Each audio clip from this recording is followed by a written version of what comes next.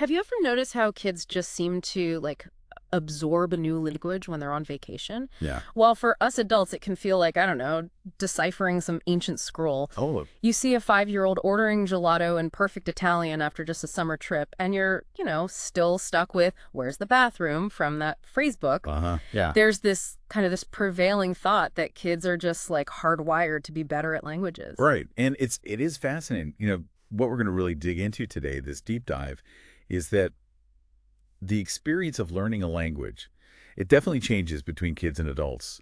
But the why of it all, the how, it's way more tangled than just saying, oh, kids are better. For sure. So welcome to this deep dive, everyone. We've got a whole bunch of research here that we really want to unpack for you to get to the core of how we learn a second language, especially, thinking about you, the listener. Absolutely. We're going to explore how your brain, as an adult or maybe a teenager, tackles this incredible feat of learning a new language. Like, what are those predictable hurdles that you're likely to hit? And those aha moments, those breakthroughs, even when it might not feel like you're making progress. Exactly. Yeah. And I think, connecting this to the bigger picture, getting why we learn a second language the way we do is super valuable, right? Whether you're, battling verb conjugations at this very moment, or maybe you're dreaming of confidently ordering that coffee in, I don't know, Spanish or something, or even if you're just, fascinated by how our brains work, this is for you.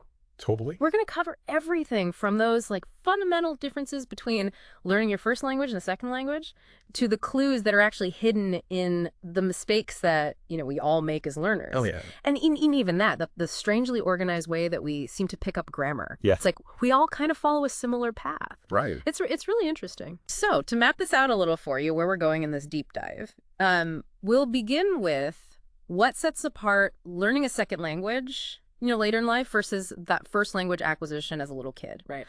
We're talking about things like the knowledge you already have about language and the setting, where you're learning. Right. Then we'll jump into this really cool world of the common errors that learners make, and most importantly, what those errors actually tell us about, your growing understanding of the language. It's where the good stuff is. Exactly. And that's going to lead us to, this concept of interlanguage. Ooh. This is fascinating, middle ground in how your language develops. Mm-hmm. We'll also look at the strangely kind of orderly way we tend to pick up grammar. Mm-hmm. Think about it, mastering how to use no, figuring out how to ask questions, getting a handle on possessives. It's pretty cool. Right. There are patterns there. We're going to look at how your first language kind of subtly but really powerfully influences your journey with this new language. Right. It can give you a head start sometimes, but it can also trip you up. For sure. And lastly, we're going to touch on the specific challenges, but also the cool insights around building your vocabulary, getting those unspoken rules of communication, that's pragmatics, and tackling pronunciation, which, can be a bit of a beast sometimes. It is. And I think the big question here for you as the learner is, with so much to think about, what are the big things? What are the things to really zero in on?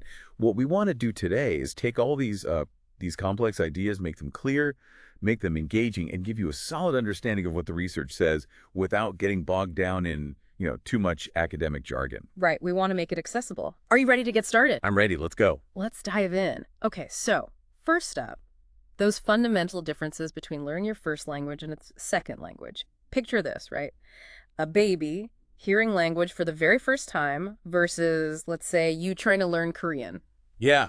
Totally different. Totally different ballgame, right? They're completely different situations. And I think one of the big things that the sources highlight is that every single second language learner, by definition, already speaks at least one language, right? Right. And that existing knowledge of language, it's a two-sided coin. On the one hand, you have this framework already set up in your brain for how language works. Concepts like grammar, vocabulary, how meaning is even conveyed. You're not starting from zero. You get that words have meaning. You understand that sentences follow patterns. Right. You're not like a completely empty vessel. But this knowledge, this very same knowledge, can also lead us astray, can't it? Oh, absolutely. When you try to apply a grammar rule from, say, English to Spanish, and it doesn't fly. Exactly. And the sources talk about this potential for making these incorrect guesses about how the second language works. And it leads to these errors that you just wouldn't see in someone learning their first language. Yeah. It's like, imagine if you've always driven on the right side of the road and then you go to a country where they drive on the left. Oh, Your ingrained habits are they're gonna lead to some wrong turns for sure. definitely some close calls. And then there's that whole cognitive maturity thing, too. Right.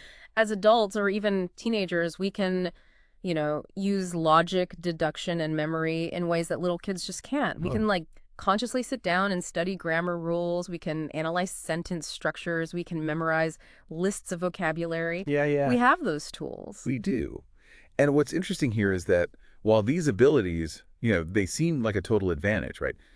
Some theories actually suggest that they might interfere with that more intuitive, almost subconscious way that little kids pick up language.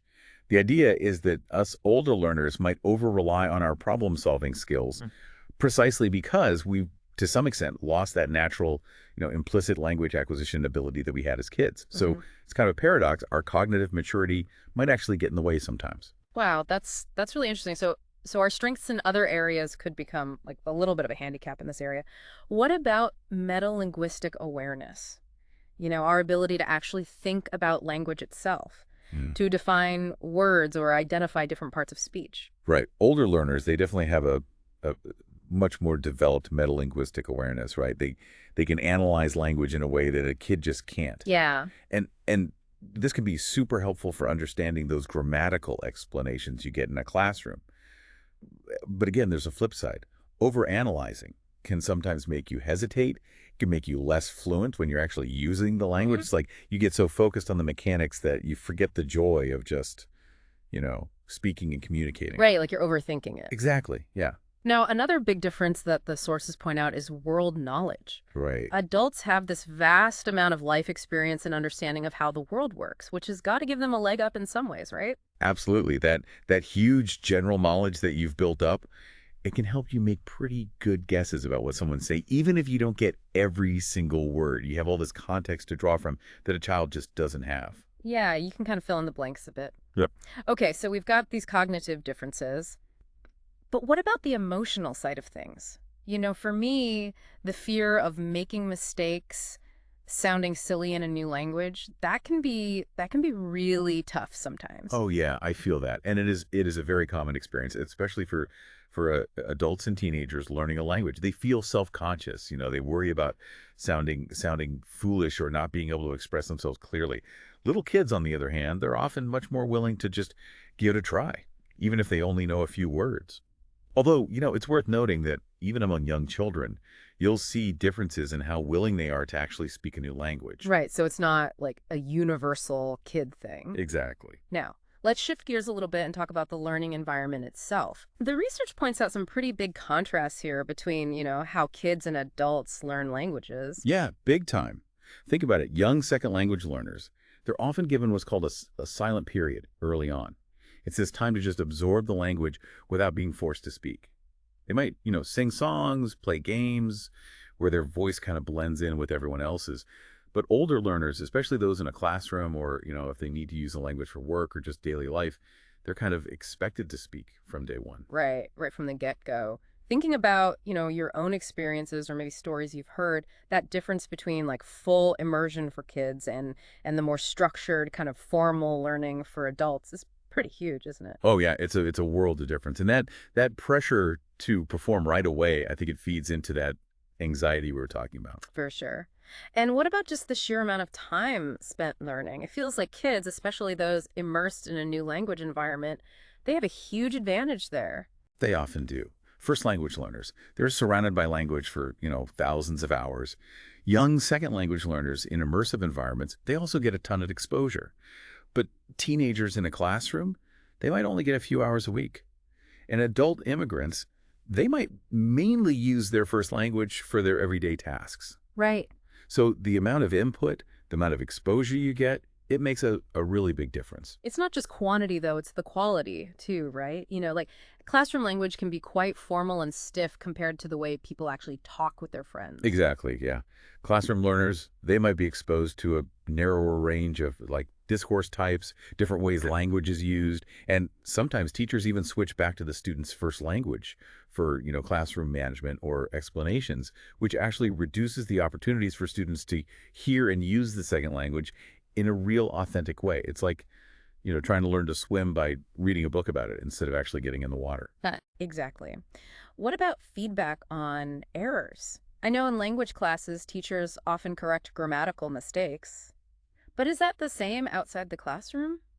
Not usually. In everyday conversations, mistakes that don't really block understanding, they're often just overlooked. People don't want to be rude. Right. They're not going to interrupt a conversation to correct your grammar or your pronunciation. But if what you're saying isn't clear, or if you use the wrong word, you're more likely to get a reaction. Right, because then it affects the meaning. Exactly. And similarly, if you say something that's culturally inappropriate, you might make people uncomfortable, even if they don't directly correct you. So that formal feedback, you're mostly going to get that in the classroom. Right, in a more controlled environment. And even then, it's not always consistent. One thing I found really interesting in the research was this idea of modified input, how people adjust their speech when they're talking to language learners. Yeah, modified input, that's huge for comprehension. Yeah. Just like parents naturally use that baby talk with infants, people kind of instinctively adapt their speech for language learners. They speak slower, they use simpler grammar and vocabulary. But as that example in the source showed about the friends in China, not everyone knows how to modify their input effectively. Yeah, sometimes it's almost funny how unhelpful those attempts can be. Totally, yeah. Okay, so we've laid the groundwork here, looking at the different types of learners and the different learning environments. Right. Now let's dig into what happens when learners actually start using the language. Okay. Let's talk about those errors that we all make. Let's get into the good stuff. This is where it gets really, really interesting. For a long time, people just saw second language learner speech as, a messed up version of the target language. Right, just wrong. Yeah, mistakes were like evidence of what hadn't been learned yet. Right, right. And there was this whole idea of the contrastive analysis hypothesis that said most errors were because of interference from the learner's first language. So the idea was if your first language has a different grammatical structure, you just like transfer that structure to the new language and boom, mistake. Exactly, yeah. Okay, but when researchers really started to analyze learner language in detail, they found that not all errors could be blamed on that first language influence. They found that a lot of errors actually seem to reflect the learner's growing understanding of the target language's structure itself. Yeah. So you're saying even if the first language didn't have a particular grammar role, they might still make mistakes related to it as they try to, piece it together in the new language. Exactly, yeah. And even more surprising, some of these errors were very similar to the ones made by little kids learning that same language as their first language. Like the classic example is using the regular past tense ending ed on irregular verbs, saying bide instead of bought. Oh, yeah. That's not about your first language. That's about your brain trying to figure out the patterns in the new one. Exactly. So someone who says, I buyed a coffee, they're actually showing that they get the general rule for past tense, even if they haven't mastered those irregular forms yet. Right. It's actually a sign of progress. It's progress. Yeah. So these seemingly incorrect errors can actually be clues that a learner is actively trying to understand the rules of the language. Absolutely. It's like it shows that they're developing this knowledge of a systematic part of English grammar in that case. Mm. And this finding that many errors weren't just because of first language transfer, it led researchers to shift their focus to what we call error analysis. Okay, so instead of predicting errors based on the first language, they started to look at the errors learners actually made to figure out what they really knew about the language. Exactly. The goal was to describe those different types of errors and get a better sense of how learners process the new language. Mm-hmm. And this approach was based on the idea that just like children's first language, second language learner language, what Larry Seligker called interlanguage, is a system in itself. Interlanguage, that's a key term. So it's not just like broken English or broken Spanish, it's its own linguistic system that's constantly evolving as the learner gets better. That's the heart of it. Interlanguage shows influences from the languages you already know, features of the language you're learning, and then some things that seem to be universal in second language learning. Like what? Like, leaving out those little function words or dropping grammatical endings. And this interlanguage, it's dynamic. It's always changing as learners get more input, more experience with the language. Right. But the source also talked about fossilization. What's that about? Yeah, fossilization, that's when some things in a learner's interlanguage, they just seem to stop changing, even though the learner keeps getting exposed to the language. It might happen if the errors they're making don't actually get in the way of communication, or if they just don't get the kind of feedback that would help them notice the differences between their interlanguage and, the actual target language. So it's like hitting a plateau. You can communicate, but you've got these little quirks that just stick around. Exactly. Now, the source gave some really cool examples of learner language, to illustrate all this. It was from a French-speaking student and a Chinese-speaking adult, and they were both describing the same cartoon. What jumped out at you in their writing? What's amazing is that even though their first languages are so different, French, which uses those grammatical endings on verbs, and Chinese, which doesn't, they both made similar errors, particularly with a subject-verb agreement. Like they might leave off the S for the third person singular or use it too much with plural subjects. It really shows you that a lot of these errors are developmental. They're about understanding the system of English itself, not just directly translating from their first language. That's a powerful example. It shows that there are these internal processes going on as learners are building their understanding of the new language, regardless of their background. But the source also pointed out some places where the first language probably was influencing those examples, right? Right. In the French speaker's writing, there was a case where they chose a preposition that probably came from French. And in the Chinese speaker's writing, there were some word order patterns that could have been influenced by Chinese sentence structure. These are those transfer errors, the interference errors. But as the source points out, it's often tough to say for sure where an error comes from. It's like trying to untangle a really complicated knot. Right. It's not always clear cut. And the source also mentioned that error analysis has its limits, right? Like that avoidance thing we talked about. Oh, yeah, absolutely. Learners, they might just avoid using language features that they think are hard, which means that error analysis wouldn't capture those areas of their developing interlanguage. So just because you don't see certain errors doesn't mean the learner has mastered that part of the language. You can't analyze what's not there. Right. It's like they're steering clear of the danger zone. Exactly. Okay, so we've talked about these errors that learners make and how they're not always what they seem. Right. Now, let's get to this idea that there are these predictable stages in how we learn grammar in a second language, kind of like how there are stages in how kids learn their first language. And this is pretty amazing, given that people learning a second language come from such different backgrounds. It really is. You'd think that with all those different first languages and the different ways people learn, that the path to acquiring a second language would be, totally unique for each person. Yeah. But research has shown over and over again that we tend to go through similar stages in learning certain grammatical features, no matter what our first language is. So like people learning English, whether they speak Spanish, Japanese, or Arabic as their first language, they might all go through similar steps in learning to form negative sentences. That's exactly it. The source lays out some of these stages in acquiring negation. Learners typically start by putting no or not before the verb. Then they might start using don't, but not always correctly. Right. Later on, they'll start putting the negative element after auxiliary verbs. And eventually they get to that point where they're using do, does, and did correctly. The interesting thing is that while the overall sequence is similar, the first language can affect how long a learner stays in a particular stage. Oh, interesting. Or it might introduce some slight variations. For instance, the source said that Spanish speakers might stay in that no before the verb stage longer because it lines up with how they do it in Spanish. So that first language influence, it pops up again. Right, right.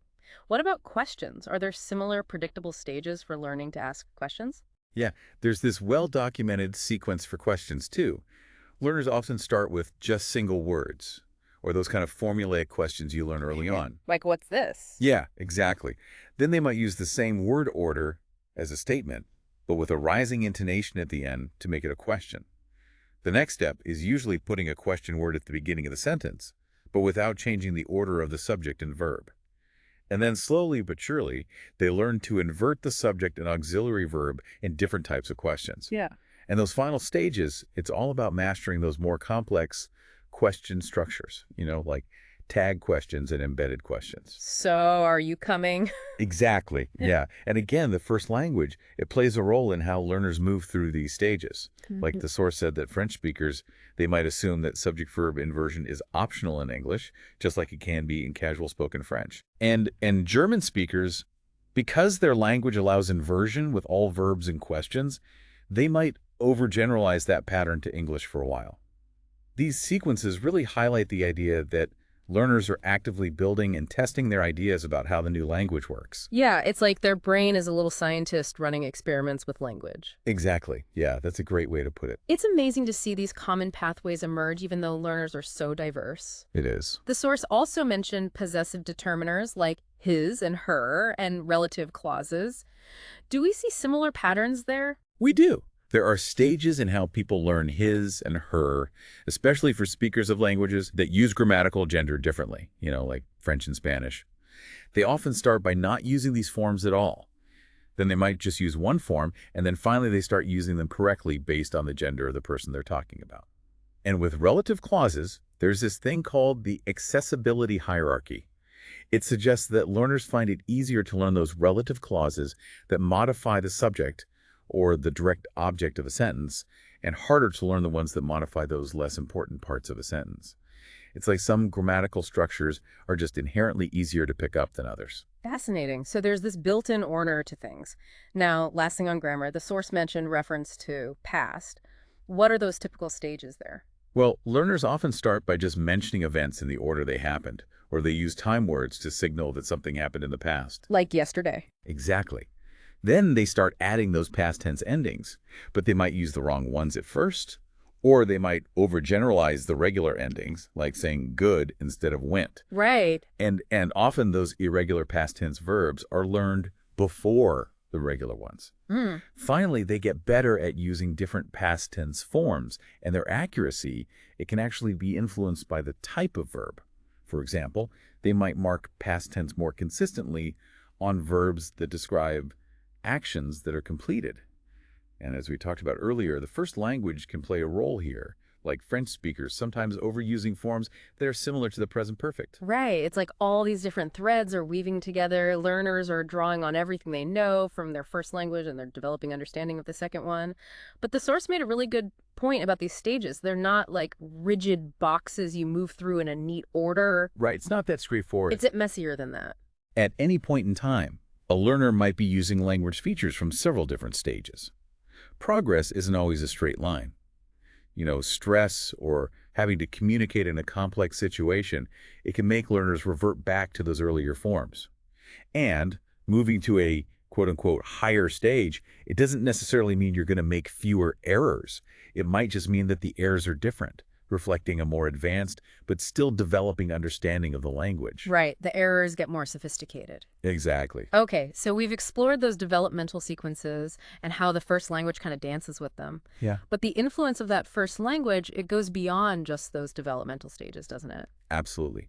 While early research might have oversimplified the role of the first language, there's no denying that your native language keeps shaping your learning experience in all sorts of ways. Yeah. The source mentioned avoidance again in this context. So if a feature in the second language seems really different from their first, learners might just completely avoid it. Yeah, it's a way of minimizing those potential mistakes. Like, I'm not even going to go there. Exactly. But the source also talked about a more subtle thing, how learners might be more willing to take a chance on transferring a feature from their first language if they think the two languages are similar, even if it leads to errors. It's like that perceived similarity, it makes them more willing to take risks. That's interesting. But there are limits to that, right? The source gave the example of Dutch learners of English. They were hesitant to accept those idiomatic uses of words that were direct translations from Dutch. Right. Learners might believe that certain expressions are unique to a particular language, even when they're not. It shows that they're not just blindly transferring everything. They're developing an awareness of what might be language specific. They're starting to make those distinctions. Another point that really struck me was how your first language can make it hard to even realize that what you're saying is wrong in the second language. Oh, yeah. Especially if a direct translation sounds perfectly fine in your head and it doesn't cause any communication problems. That is a huge challenge. If a grammatical structure or a way of using a word is Hmm. similar in your first language, even if it's not quite right in the second, you might not even register it as a mistake, especially if people understand you. Right. That's where talking with native speakers and getting specific feedback can be super helpful. Yeah, because they can point those things out to you. Exactly. It really shows you how complex this interplay is between the languages in our heads. The source even uses the term cross-linguistic influence to reflect that it's not just a one-way street from the first language to the second. Right. It goes both ways. Learning a new language can actually change how you use and understand your first language. That's a key point. Hmm. And the way we think about it now emphasizes that second language development. It comes from the interaction between your previous language knowledge, your cognitive processes, and the input you get in the new language. It's dynamic, it's multifaceted. It's not simple. Not at all. And interestingly, the source also mentioned that how well you know your first language is often linked to how well you learn a second one. That makes sense. It does, right? If you have a really strong foundation in your native language, you probably have better underlying language skills that you can transfer. Exactly, yeah. The source also touched on this idea of translanguaging. Can you explain that? Yeah, so translanguaging recognizes that multilingual people, they have this rich pool of linguistic knowledge, and it encourages them to use all of their languages to understand and express themselves. This can be really beneficial not just for learning the second language, but also for, learning academic content and for strengthening their identity as multilingual individuals. Right. It's about embracing all those languages that you have. Exactly. Okay, so we've covered a ton about grammar. Let's move on to some other key parts of communicative competence: vocabulary, pragmatics, and pronunciation. Vocabulary seems like a pretty obvious and important part of language learning. Oh, it's crucial. While earlier research was really fixated on grammar, people are realizing more and more how important vocabulary is. Mm. There's this saying that you can communicate even with bad grammar, but if you don't know the words, you're stuck. Right, you can't get your meaning across. Exactly. And the sheer number of words in a language like English, it's mind-boggling. The source mentioned estimates from 100,000 to 1 million words. I know it's a lot. And while everyday conversation might only need a few thousand words to understand more complex stuff, you need a way bigger vocabulary. And the way kids learn vocabulary in their first language through all those contextual clues, it's very different from how adults encounter new words in a second language. As adults, you're likely to come across harder words with less helpful context, and you need to know a much higher percentage of the words in a text to really understand what's going on. Right, so the bar is higher. Yeah. So how do learners actually learn new words? Well, there are a few things at play. One is just how often you see or hear a word. Frequent. Yeah, frequency. Research says you might need to encounter a new word many times before it really sticks in your memory. But even more important than how often you see it is how much attention you pay to it when you do. So it's not just passively seeing the word, it's actively noticing it, figuring out what it means in that context, and then having chances to use it yourself. Right, you have to actively engage with it. Exactly. The more you work with a new word, the more you notice it, try to remember it, use it in different situations, and learn about its form and how it relates to other words, the better you'll remember it. So it's about making it meaningful. The source also pointed out other things that affect vocabulary learning, like whether it's easy to picture the word in your mind if it's part of that international vocabulary that's used in a lot of languages, or if it has those cognates in your first language. Cognates, those words that look and sound alike and have similar meanings in different languages, those can be a real shortcut. They can. But the source also warned about false friends or false cognates, those words that look alike but have totally different meanings. Those can lead to some awkward moments. Yeah, you don't want to mix those up. Definitely not. So as for how learners discover new words, while reading is really good for building your vocabulary, it usually means you already need to have a decent vocabulary to begin with. Right. Focused vocabulary learning activities, using strategies like keeping a vocabulary notebook, looking words up, reviewing them, that's all crucial for expanding your word bank. So, sounds like it's best to have a multi-pronged approach. Absolutely. Attack.